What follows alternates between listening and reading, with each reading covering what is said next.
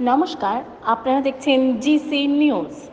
ভোটের দিন যত ঘনিয়ে আসছে, একের পর এক রাজনীতি দলের পদপ্রার্থীর সমর্থনে জনসভা করা হচ্ছে বিভিন্ন রাজনৈতিক দলে।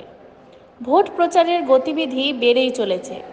সেই মতো আজ বীরভূম লোকসভা কেন্দ্রে বিজেপির প্রার্থী দেবতনু ভট্টাচার্যের সমর্থনে রোড শো ও পদযাত্রা অনুষ্ঠিত হয় মারগ্রাম থানার বিষ্ণুপুরে।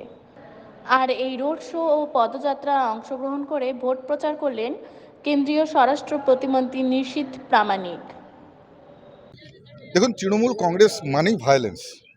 যেখানে যেখানে তৃণমূল কংগ্রেস রয়েছে সেখানেই অশান্তি। এই বাংলায় অশান্তির মূল কারণ তৃণমূল কংগ্রেস। আমরা এর আগেও বহু নির্বাচন হয়েছে, তখনও বলেছি। আপনারা দেখবেন যে নির্বাচন এলেই তৃণমূল কংগ্রেস তাদের যা অ্যান্টি সোশ্যাল এলিমেন্টস আছে তাদেরকে একেবারে সামনে করে দিচ্ছে। কারণ রাজনৈতিকভাবে তৃণমূল কংগ্রেস মৃত। এখন শুধুমাত্র পুলিশ প্রশাসন এবং হাতে গোনা কয়েকজন গুন্ডাকে কাজে লাগিয়ে তারা কিন্তু এই ধরনের ঘটনা করছে।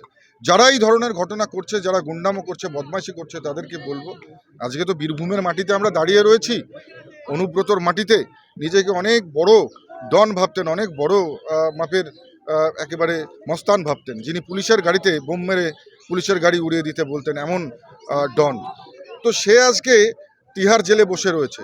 যারা এরকম ছোট ছোট যারা বিভিন্ন জায়গায় দিদির দুষ্টু ছেলে রয়েছে, নিশ্চিতভাবে আগামীতেও তাদের জন্য জেল অপেক্ষা করছে।